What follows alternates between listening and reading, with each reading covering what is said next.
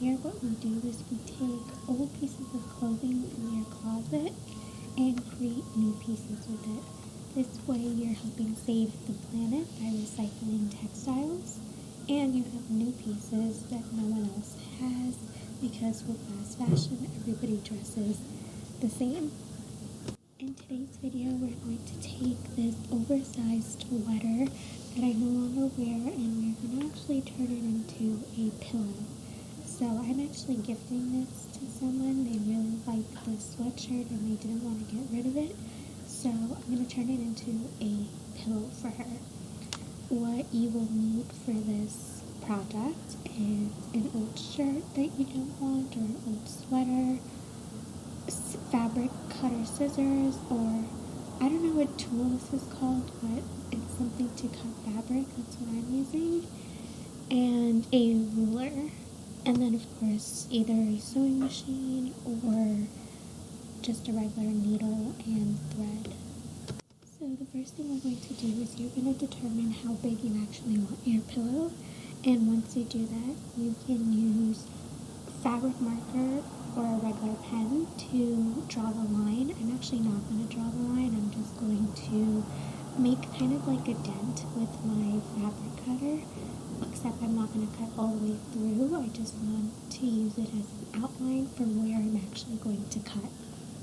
One thing you want to keep in mind is you always want to leave like 1.5 inches for seam allowance.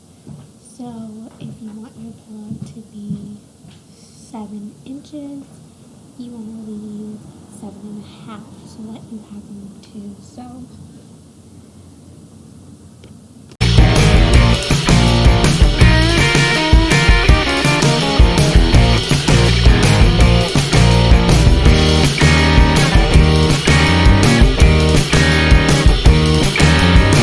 Once you are done, it's going to look something like this.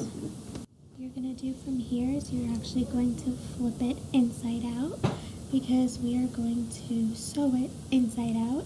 This is so that your stitches don't show when we do end up flipping it the right way.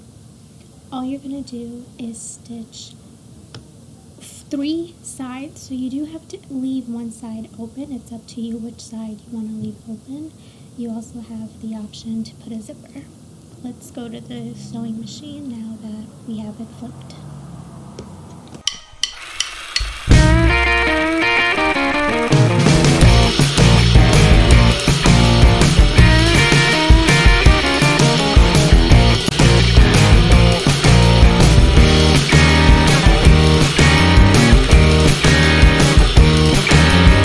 Once you are done sewing, it's going to look something like this.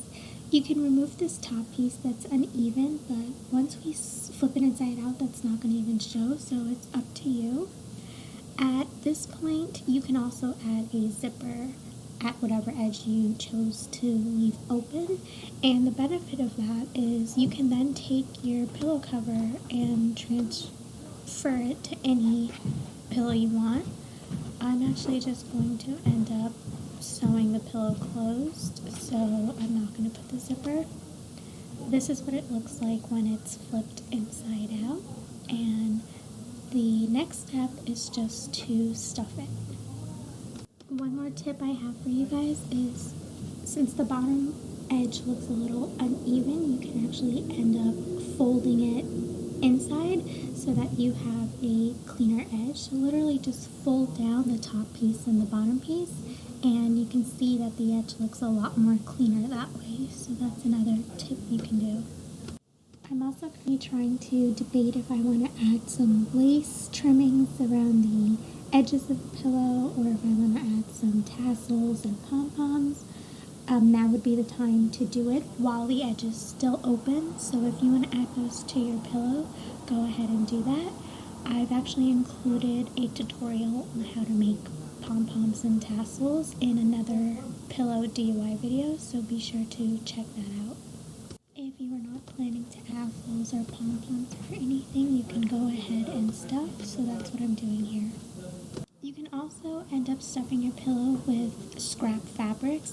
I usually do that too, but I also have this teddy bear stuffing that I'm going to use.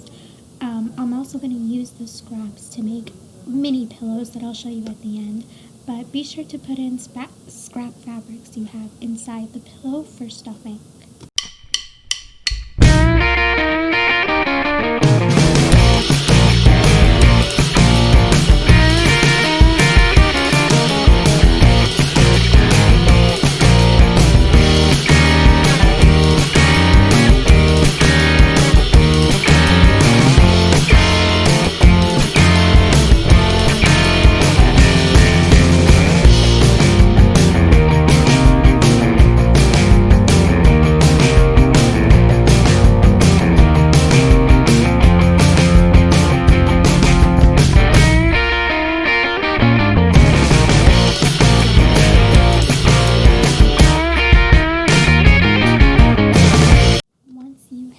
To your desired fluffiness, you can close up the bottom by folding down the edges so you have a cleaner edge and clipping them, and then either hand sewing or going back to the machine.